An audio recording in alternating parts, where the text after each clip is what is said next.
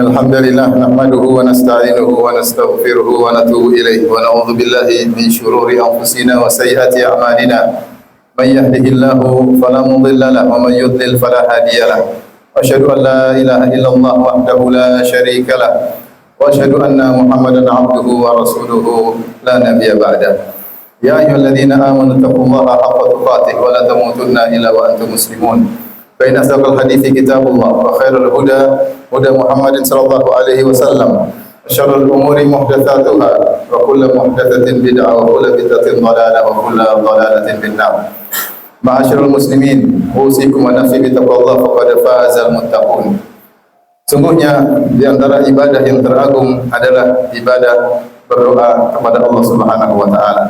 Oleh karenanya Rasulullah SAW bersabda, ad-du'a'u huwal ibadah. Doa itu adalah ibadah itu sendiri. Dan diriwayatkan dalam sebagian riwayat dengan sanad yang lemah, ad-du'a'u mukhul ibadah.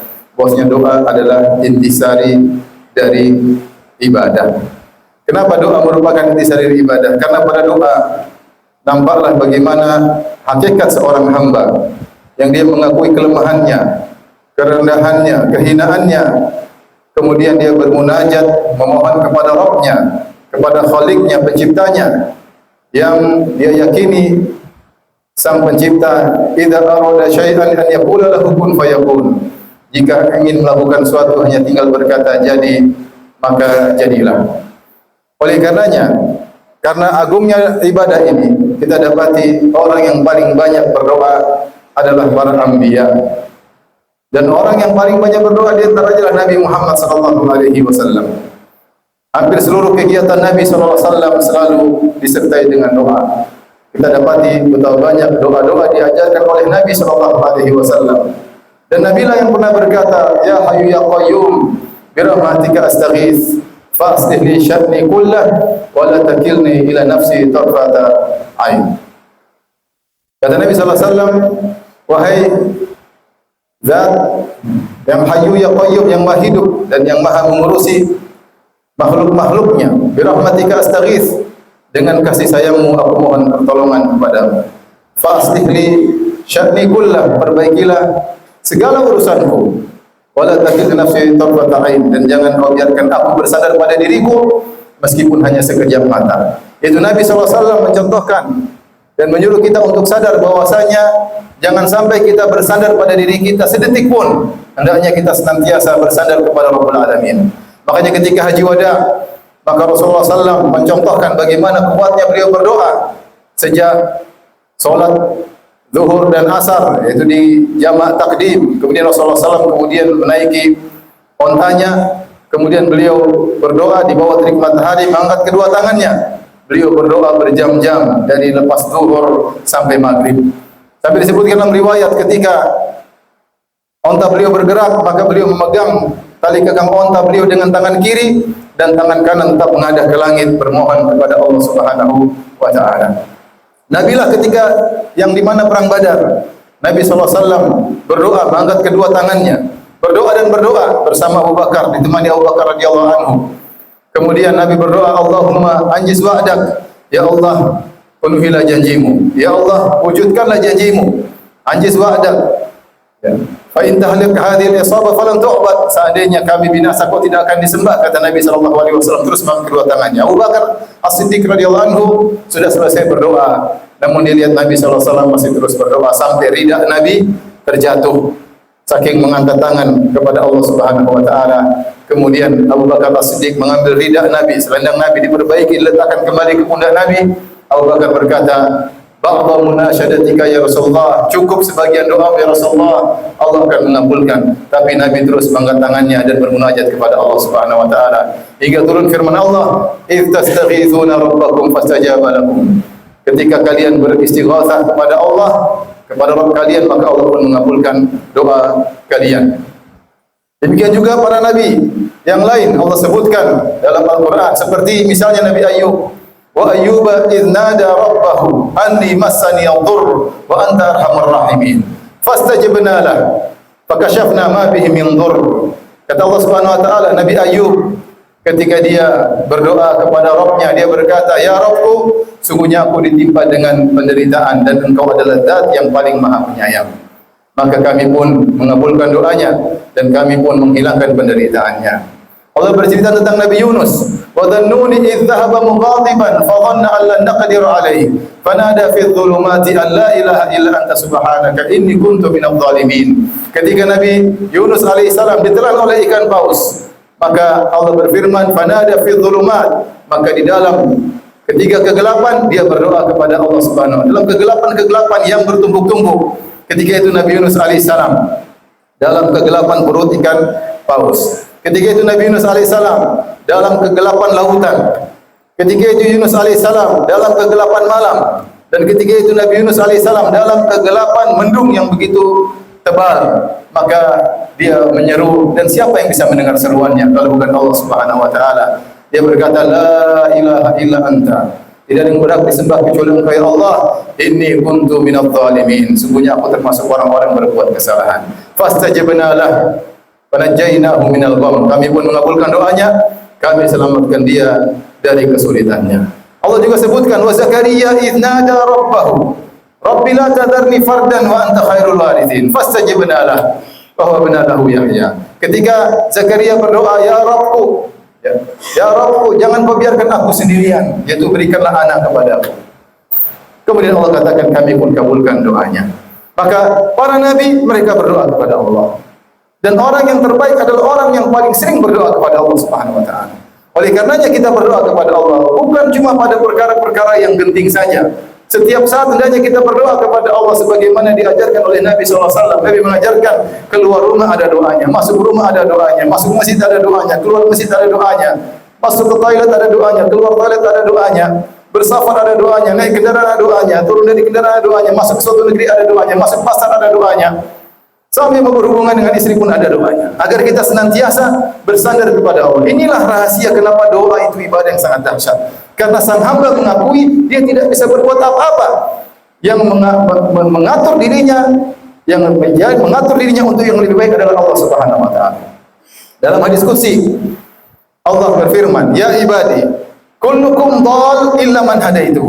Wahai hamba-hambaku, sungguhnya kalian hukum asalnya kalian seluruhnya adalah sesat kecuali yang aku beri petunjuk kepadanya.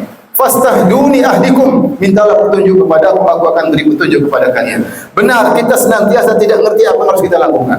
Di antara rahasia kenapa setiap salat kita baca ihdinas siratal mustaqim, ya Allah berilah aku petunjuk kepada jalan yang lurus, karena banyak masalah kita tidak tahu apa yang harus kita lakukan. Kita untuk ngurus keluarga butuh petunjuk dari Allah Subhanahu wa taala. Untuk berdakwah butuh petunjuk dari Allah Subhanahu wa taala agar kita tidak keliru, agar kita tidak salah. Belajar, bagaimana belajar yang benar, butuh petunjuk dari Allah Subhanahu wa taala. Ngurus anak, butuh petunjuk dari Allah Subhanahu wa taala. Jika tidak, kita akan salah dalam menjalani itu semua. Maka setiap saat kita butuh petunjuk kepada Allah Subhanahu wa taala. Makanya kita berdoa, ihdinas siratal mustaqim. Kullukum dhal, semuanya kalian semuanya sesat kecuali yang aku beri petunjuk. Fastahduni, mintalah petunjuk kepadaku, aku akan beri petunjuk kepada kalian. Kemudian Allah berkata, ya ibadi, kullukum ja'i' illa man at'amtuhu fastat'imuni ut'imkum. Wahai hamba-hambaku, kalian seluruhnya lapar kecuali yang aku beri makan. Maka mintalah makan kepadaku, niscaya aku akan beri makan kepada kalian. Ya ibadi kullukum 'arin illa man kasautuhu fastaksuni aksukum. Wahai hamba-hambaku, sungguhnya kalian seluruhnya tidak berpakaian kecuali yang aku beri pakaian kepadanya, maka mintalah pakaian dariku, niscaya aku akan berikan pakaian kepada kalian. Ibnu Rajab Al-Hambali ketika mengomentari hadis ini, beliau berkata bahwasanya dianjurkan kita berdoa bahkan pada perkara-perkara yang mungkin kita anggap sepele. Minta kepada Allah Subhanahu wa taala. Dalam hadis diriwayatkan Nabi sallallahu alaihi wasallam bersabda, "Liyas'ala ahadukum rabbahu hatta syirakan alihi." Hendaknya salah seorang dari kalian minta kepada Allah meskipun hanya untuk perbaiki tali sendalnya. Minta kepada Allah. Tidak ada ruginya kita minta kepada Allah. Allah tidak perlu kita malu minta kepada Allah. Kalau manusia kita malu minta sama dia, karena aset dia terbatas. Adapun Allah Subhanahu wa taala dia Maha Kaya, yang kekayaannya tidak akan pernah habis karena dia bisa menciptakan dari tidak ada menjadi ada. La tas'alanna bunai Adam hajatan was'alil ladzi abwabuhu la tughlaqu. Jangan pernah kau minta kepada anak Adam suatu keperluan, tapi mintalah kepada Allah yang pintunya tidak pernah tertutup. Allahu liyaqdabu hina tarakta su'alahu wa bunai Adam hina sa'altahu yaqdabu. Allah marah jika kau tidak minta kepada Allah. Namun anak Adam kalau kau minta terus dia pasti marah. Kenapa? Asetnya terbatas. Dia merasa terusik, dia merasa terganggu. Adapun Allah semakin kita banyak minta, kita semakin tinggi derajatnya. Semakin disenangi oleh Allah Subhanahu wa taala. Man la yas'alillah yaghdab minhu. Siapa yang tidak minta kepada Allah, maka Allah murka kepadanya. Lihatlah Nabi Musa alaihissalam. Ketika dia pergi dikejar oleh pengikut Fir'aun, maka dia kabur meninggalkan Mesir menuju Madian. Kemudian dia dalam kondisi kelaparan. Kemudian summa tawalla ila dhil, Allah ceritakan dia pun bernaung di bawah sebuah pohon. Kemudian dia berkata, Rabbi inni lima anzalta ilayya min khairin faqir. Ya Allah, sungguhnya aku fakir, butuh terhadap kebaikan yang kau turunkan kepadaku. Maka Allah kabulkan. Kata para ulama, sebagian salaf menafsirkan, Musa ketika itu lapar, dia ingin makan roti. Maka dia berdoa kepada Allah Subhanahu wa taala, maka Allah kabulkan. Akhirnya dia diundang makan oleh seorang saleh di negeri Madian. Karenanya, ma'asyiral muslimin, berdoa adalah ibadah yang agung. Sering-seringlah kita bermunajat kepada Allah Subhanahu wa taala. Semakin seorang sering berdoa, semakin mulia kedudukannya di sisi Allah Subhanahu wa taala, karena dia sedang melakukan ibadah yang teragung. Aqulu qouli hadza astaghfirullah li wa lakum wa lisal muslimin kulli dhanbin khati'a fastaghfiruhu innahu huwal ghafurur rahim.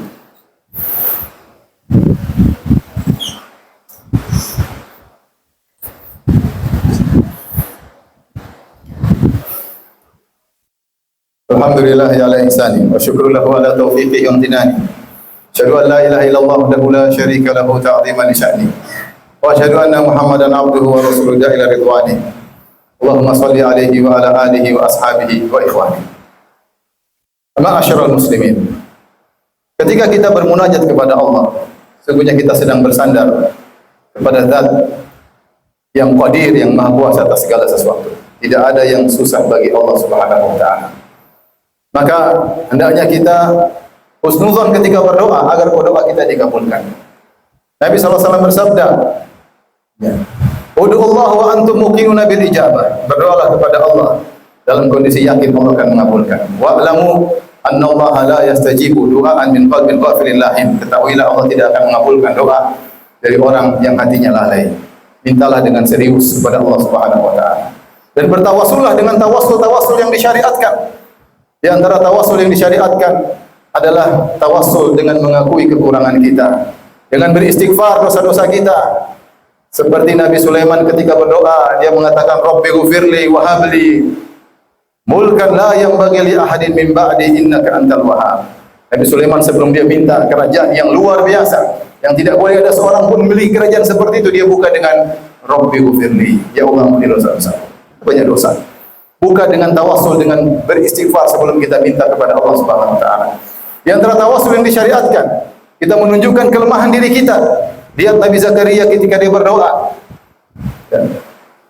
Dzikru rahmati rabbika abadahu Zakaria idh nada rabbahu nidaan khafiyya. Qala rabbi inni wa ana al-'azmu minni wa ashta'ala ar-ra'su shayban wa lam akun bi du'aika rabbi shaqiyya wa inni khiftu al-mawaliya min wara'i wa kanat imra'ati 'aqira fa hab li min ladunka waliyya. Dia berdoa, ya Allah, aku sudah tua, tulangku sudah lemah, rambutku sudah putih semuanya. Istriku mandul, aku sudah tua, sementara murid-muridku butuh pengganti. Anugerahkan kepadaku anak yang bisa melanjutkan dakwah. Dia